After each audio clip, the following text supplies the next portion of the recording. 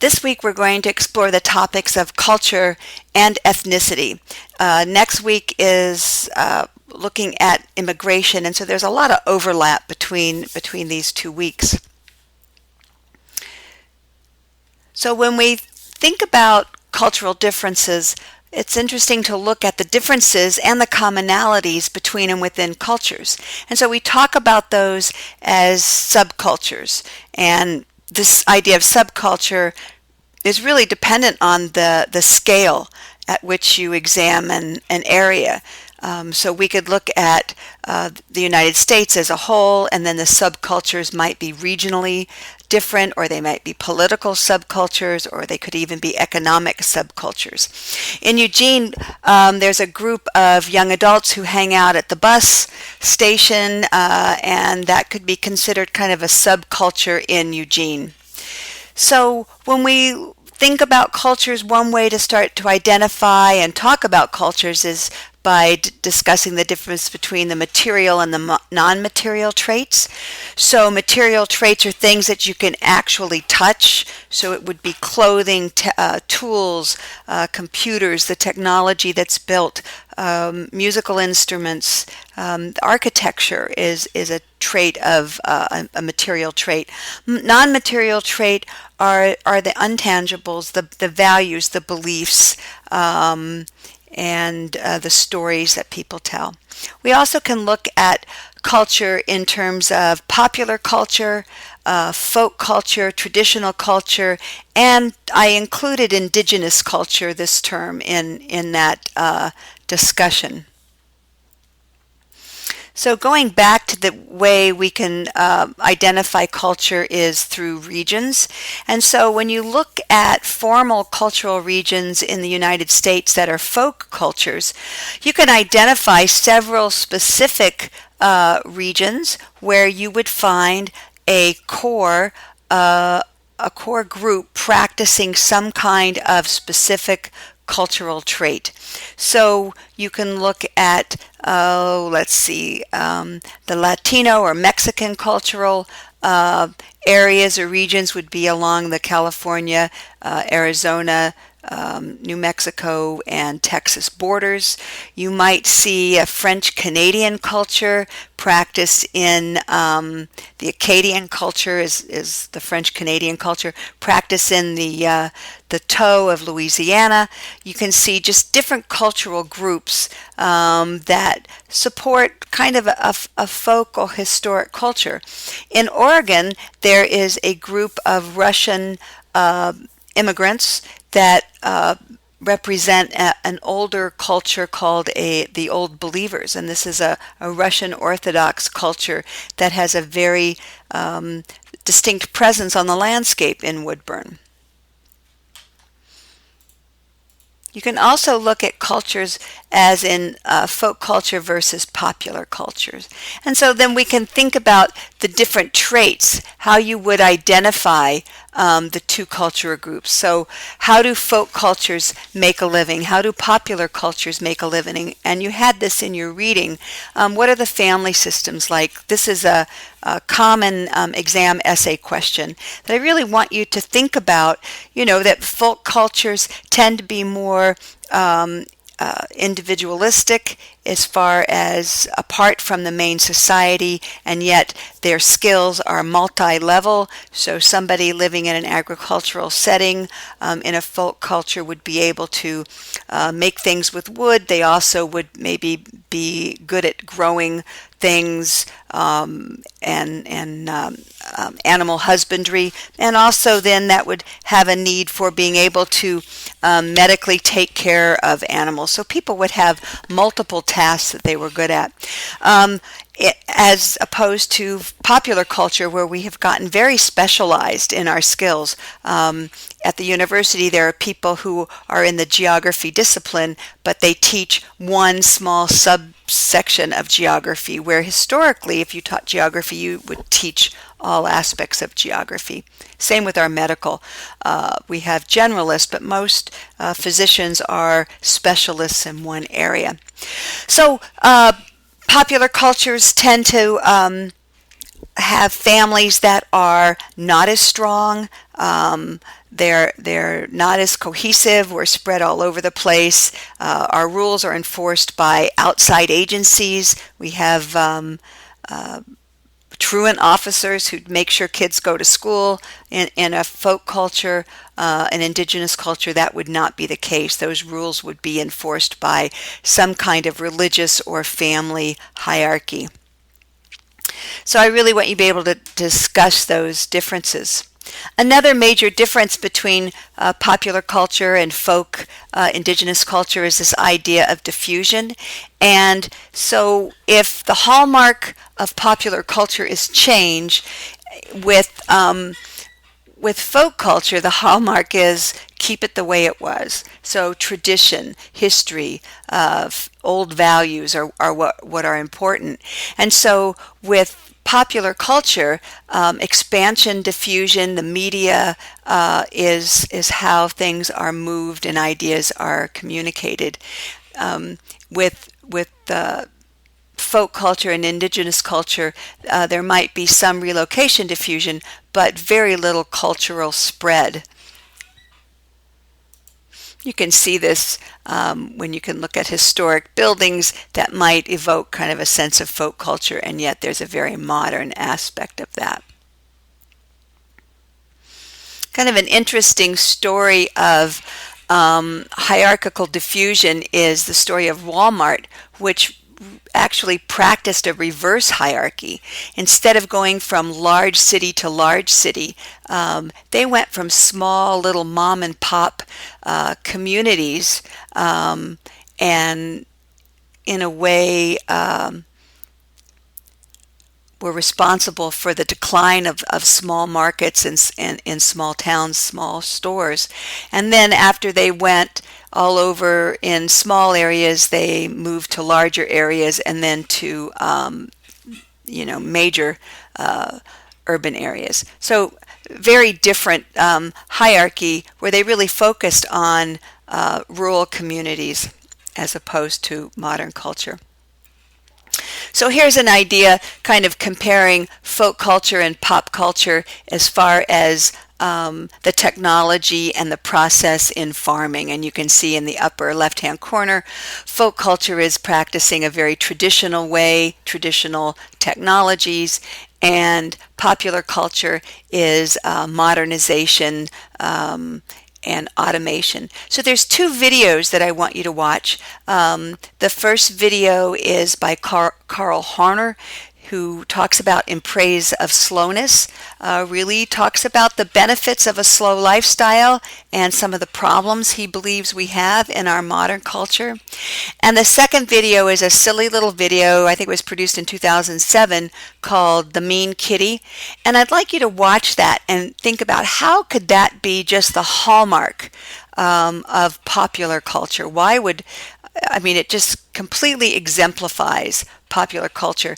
And so if there were a folk culture or a traditional culture who wanted to block diffusion, why would they want to block such a silly video as this?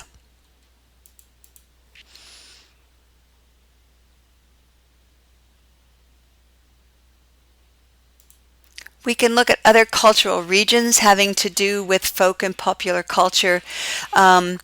With vernacular regions, that's that people's perception of space, people's mental maps about space. They might think about a folk culture as being out in the Wild West or the Deep South or the Old South. Again, we talked about the state of Jefferson. You can also look at indigenous regions when you're talking about these kind of cultural groupings. So an indigenous culture or an indigenous region would be typically an area that's physically isolated. You wouldn't find an indigenous region in the middle of a large city, but you could find a folk culture that had isolated itself.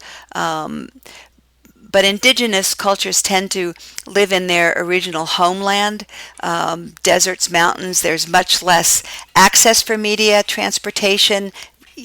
blocks diffusion a little easier. Typically, the populations are small. They're often marginalized people who've lost the ability to manage their own lands or make their own rules.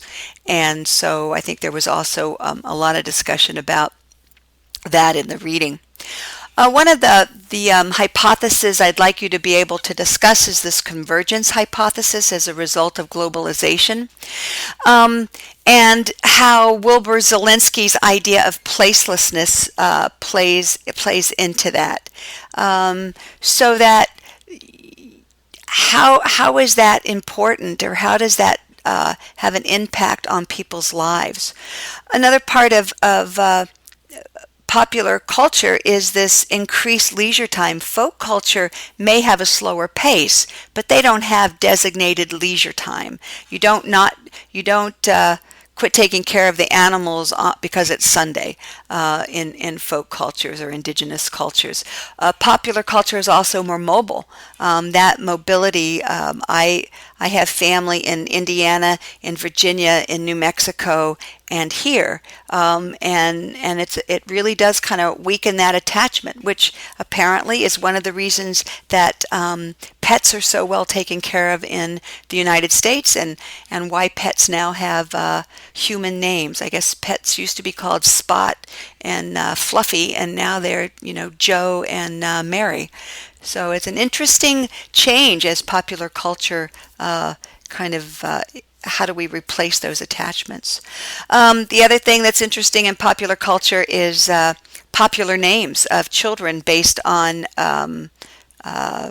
popular books and mythical characters. And a few years ago, when Twilight series was the rage, a lot of babies that year were born with the name of Isabella or Jacob.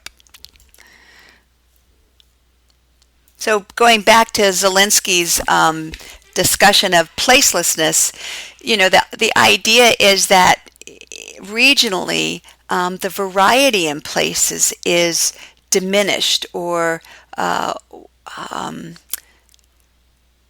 equalized, and so that the belief is that also kind of diminishes human spirits, that there's no difference from one place to the other. So that when you look at a folk culture, you may see a more uniqueness in that folk culture compared to the surrounding popular culture, and that there is less connection to a place when it's placeless. So people care less, and we'll talk about that whole sense of place and community around Thanksgiving, because it really has a lot to do with people's sense of environment, people's sense of taking care, and just their overall connection when we have a place that's considered placeless. Whoops, excuse me. So when we look at a placeless society, here is a shopping mall in Fairfax, Virginia. This could be anywhere. This could be Springfield, Oregon. This could be the young woman looks Asian. So, there's just, other than the cars in the parking lot, it's really difficult sometimes to know where you are based on your landscape or the human-built landscape. There's a lot of resistance to globalization, this trying to connect the world in this global economy, global politics, global transportation. So there's a lot of resistance to that. There is the slow food movement. There's the local food movement that are kind of a pushback to that. And then just kind of to finish up this section, I really want you to think about how indigenous cultures are important. And so there is a nice little TED Talk by Wade Davis looking at endangered cultures and that idea of marginalized places. Just kind of viewing landscapes. Popular culture landscapes are these landscapes of leisure, landscapes of fantasy, landscapes of consumption. And these are places that are built just for entertainment, for rest and relaxation. And they're a huge market, and they have a huge impact on the landscape. We also, I have no idea actually if this is a real video or if this is a photoshopped video, but I thought it was pretty powerful, so I put it in here. But we have this amazing icon of Four Corners, which is in New Mexico, Utah, Arizona, I think. Anyway, and then you see the landscape of consumption. You know, what do we do with all of our packaging and all of our canned foods and that kind of thing? If you were a folk culture, this may not be what would be on the landscape. Briefly, another aspect of folk and popular culture is looking at architecture and housing styles. And there's an interesting comparison between the Navajo hogans in New Mexico and the yurts in Mongolia that are part of understanding the diffusion of people across the land bridge. The belief is that these are very unique housing styles, and yet they're currently, thousands of miles apart. And at some point, the belief is there was a connection. In Louisiana, there was, and in much of the South, there was a specific house style called the shotgun house, and these were long, narrow houses that were built to house poor families, and they were called a shotgun house because they were one room stacked behind the next room, and the idea is that if you shot a shotgun in the front door, it would just go out the back door, that you could open all the doors and just blow right through the house. This reminds me of some of the popular culture movement now to small houses or tiny houses, trying to create infill where people want to have individual houses but not a lot of space. So there's also a pushback against consumerism and the big McMansions, that landscape of the elite, to try to have smaller, less dramatic footprint on the world. Another example of the landscape of myth, the landscape of fantasy in popular culture. Here is a Florida plantation food court in a mall. And I think it is not in Florida. I think it's in the Midwest. So it's in a controlled environment. It's where shopping used to be something people did to get what they needed. It is now part of our leisure time. And then my last kind of image on popular and folk culture is we tend to have buildings that represent what's important to us. And so the largest buildings tend to have represent the largest value. And historically, in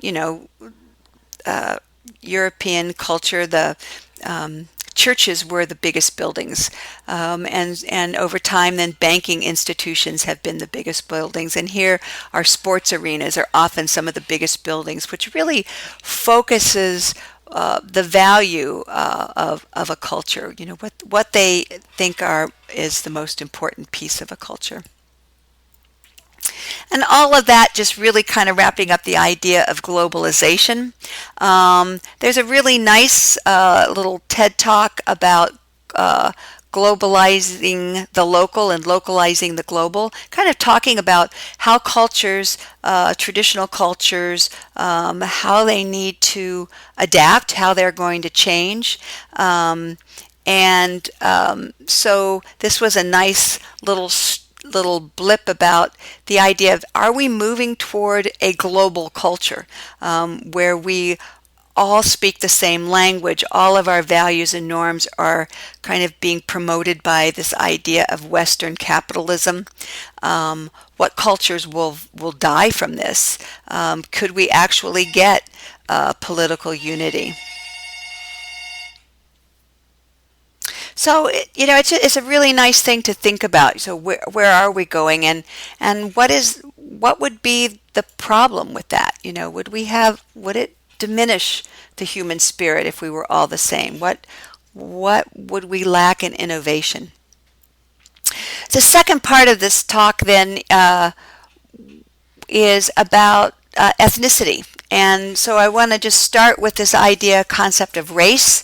Um, and, are we one race? Are we many races? There's been a lot of discussion on race. The reading had you look at that idea, and basically um, there are no races. We are all genetically the same as far as a subspecies of humans.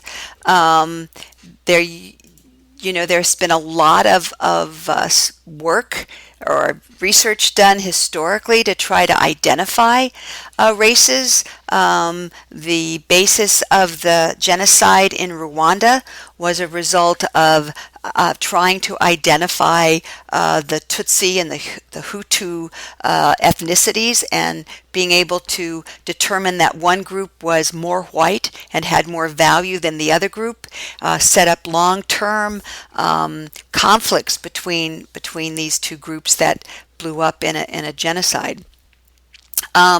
So in 2000, this idea, as we began to be able to do some DNA testing, is that there was no genetic difference between race.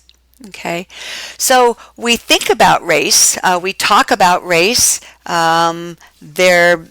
There is not enough race. One of the great things is you could get a transfusion from anybody, pretty much, and you can often get a transfusion from somebody that's not your blood type, as long as it's only one time. It's usually the second incorrect transfusion that would set up that antibody reaction.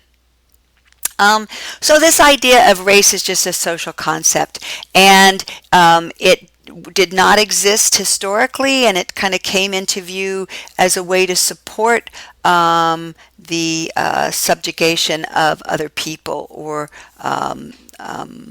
what's the word I'm looking for? Slavery. There you go.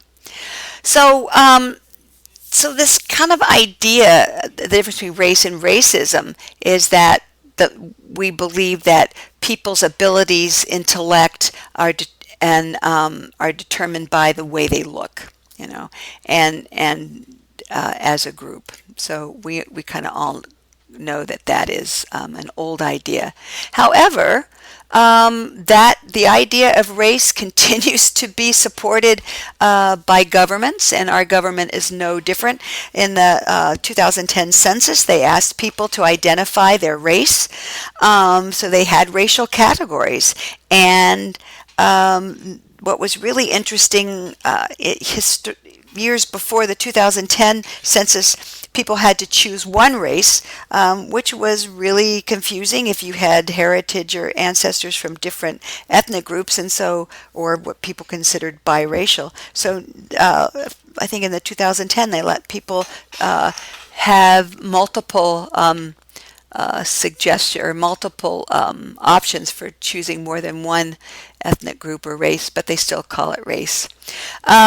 These categories have changed over time. There's always this idea in how do we identify people, and it's become less and less important in the census, and yet so what they've substituted is ancestry. So when we think about ethnicity, we think about people who have a shared language, maybe religion, cultural, and material and non-material traits that are common. They have a shared history, and they come from a shared origin. And so when we look at Afghanistan, there are, oh gosh, 1, 2, 3, 4, there are here represented 8 different ethnic groups. And so when we go into a country to interact, either diplomatically or economically, trying to enforce one policy or one way of communicating or interacting in a group, in a place that has multi-strong ethnicities, becomes very, very difficult, and can also lead to conflict among these groups if one group is preferred over another. So that idea of ethnicities can cause a lot of conflict, and we see ethnic conflicts all the time. This is a map showing foreign-born percentage of each state that said they were foreign-born, and so in California, you can see 20 or more percent are foreign born. You see a real pattern in the Midwest, which probably doesn't surprise people, of less than 6% are foreign born. But when we look at the population as a whole of the U.S., only 12.5% are foreign born, which means they are first generation immigrants. After your second generation, you are no longer foreign born, but then you could look at ancestry.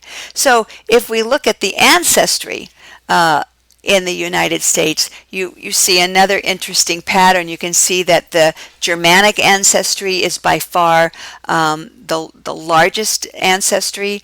African American ancestry, of course, occupies that southeast belt. Hispanic Spanish ancestry is this purple. And the Mexican, I guess all of these are down in here. And then you can look at English ancestry in the northeast and in the middle of the country, and French along the Canadian border. So, and in the current ethnicity maps, you'll see people talk about American ethnicity. And so, yeah, so here in the South, you can see these people, when they talked about their ancestry, they're saying American. And I don't think that's American Indian. So it's kind of an interesting concept because, I don't know. It would be really fun to talk to somebody who thinks whose history is that way. Maybe they don't know their older ancestry. Ethnic groups can really perform an important function. If people within a community also are part of an ethnic group, it can maintain the language, it can maintain the cultural tradition, maintain connections to homelands. And so here is on the left is a picture of a Native American dip net fishing in the Columbia Gorge, which was historic for those Native American populations, and it's a tradition that is still maintained today. And on the right, somebody from the Maori tradition, spearfishing. So these ways of doing these cultural practices can be very important in maintaining group adhesion. So when cultures mix, there's some things that happen, and we'll talk a little bit more about this when we talk about immigration next week. But cultures tend to have processes of adaptation, and typically or often a first generation group will acculturate, which means that they learn enough of the language, the cultural practice to get along. They may learn the basic social rules. They may learn enough of the language to communicate. They may learn how money is exchanged, but they may not be fully fluent. And that often happens in the first few years of contact or living in a new community. And some older people don't learn languages as well, so that may happen. People may acculturate most of their lifetime and never move into the second stage, which is the idea of assimilation. And assimilation is the total loss of your historic cultural traits. And so when you look at the Irish immigrants into the U.S. Or Irish ethnicity, that group truly has assimilated. However, they have maintained some cultural traditions. So by choice, and so we see that for the Irish communities as a choice to move more toward the mainstream. There's many examples where there is a forced assimilation, and in Oregon, at the Chippewa training school in Salem, Native American children were encouraged and then forced to live in these schools where all of their Native American traditions were removed through sometimes very harsh methods. When we look at ethnic geography, we can look at ethnic homelands. We can kind of think about the built landscape of neighborhoods and ghettos, and I took ethnic islands out of this term. So let me just go ahead and fix that as we do this. So we're going to talk about homelands, neighborhoods, ghettos, and ethnoburbs, maybe not necessarily in that order. So if we look at the formal regions again of some ethnic groups, the ethnic homelands, or places where there is still a large population of people that belong to that ethnicity, there is some sort of self-rule or autonomy. There are technologies and ways of doing things. There's a strong connection to the place as their homeland. When these happens, those ethnic groups tend to be strengthened. And so here's a map of U.S. or North American ethnic homelands. You can see that the large islands are small groups of ethnic concentrations that form kind of this Midwest immigration section. But you see the viable homeland of Native Americans in the purple, the more bund homeland, which means it's kind of a dead ethnic group, and this was the other one, so this was a viable homeland, but it's no longer primarily ethnic groups, so other groups have kind of taken over that area.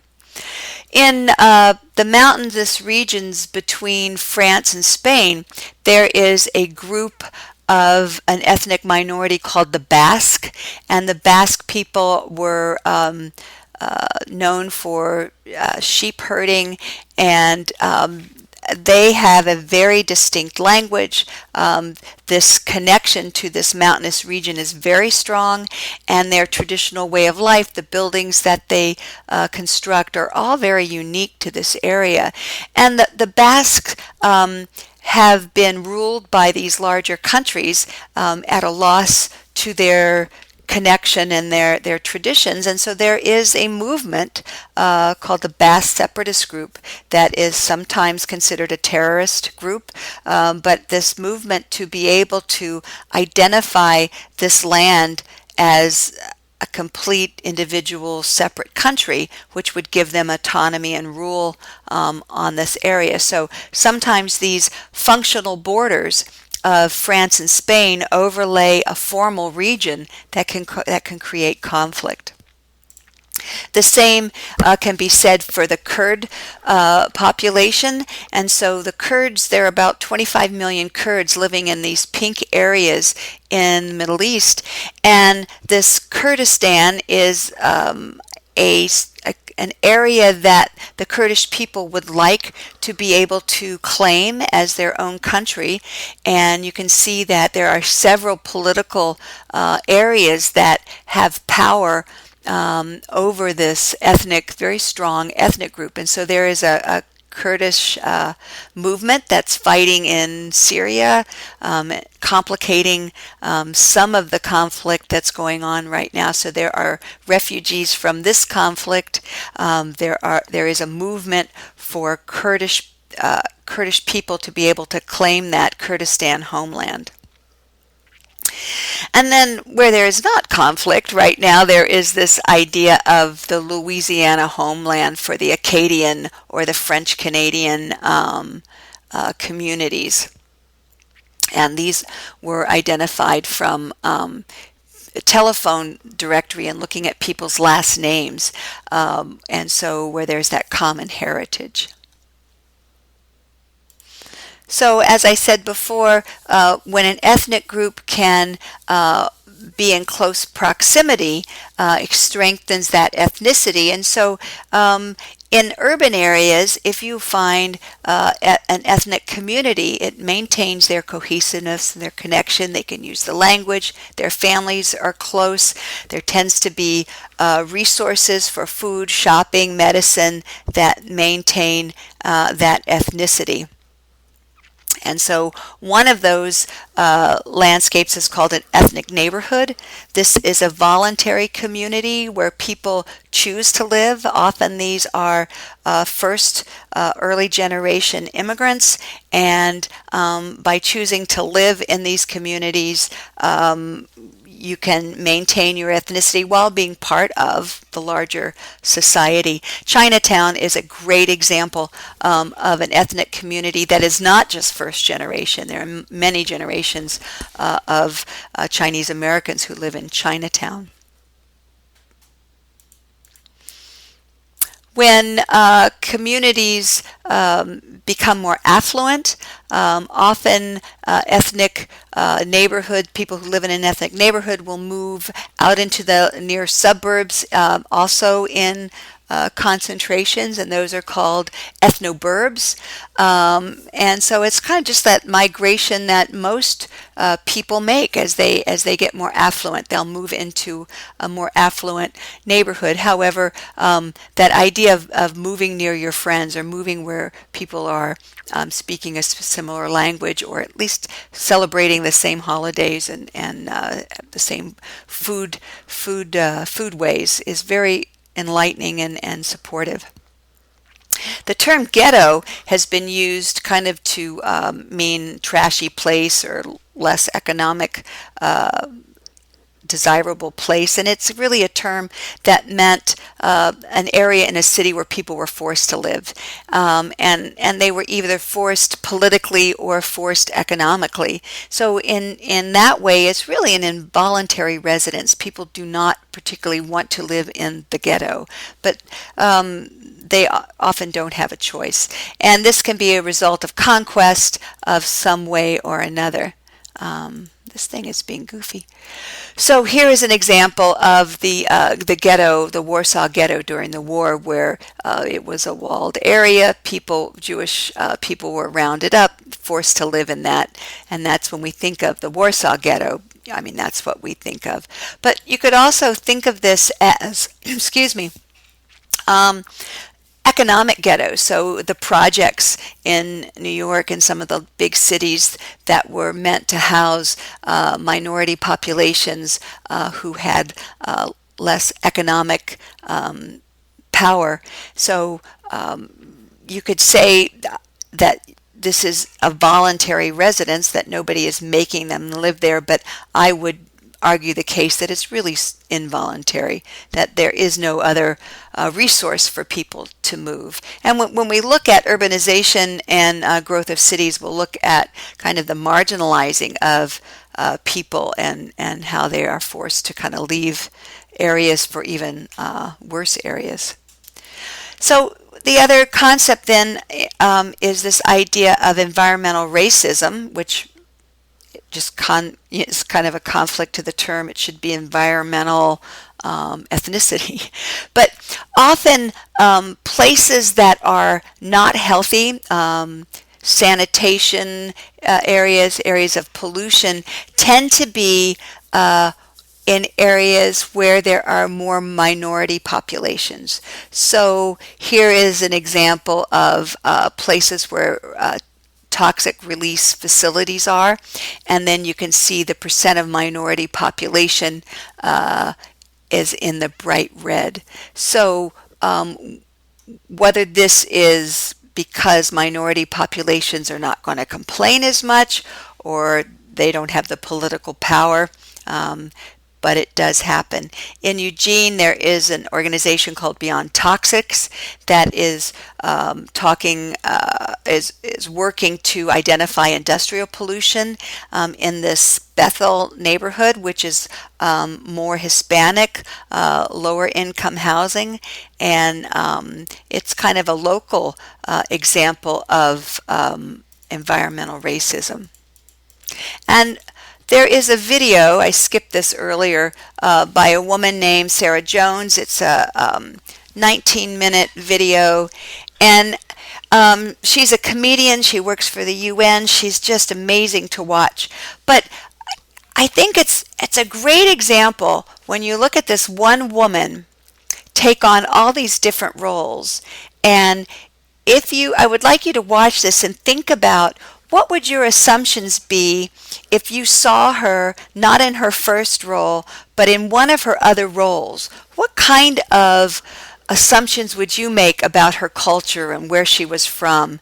And in reality, it's all just the same person.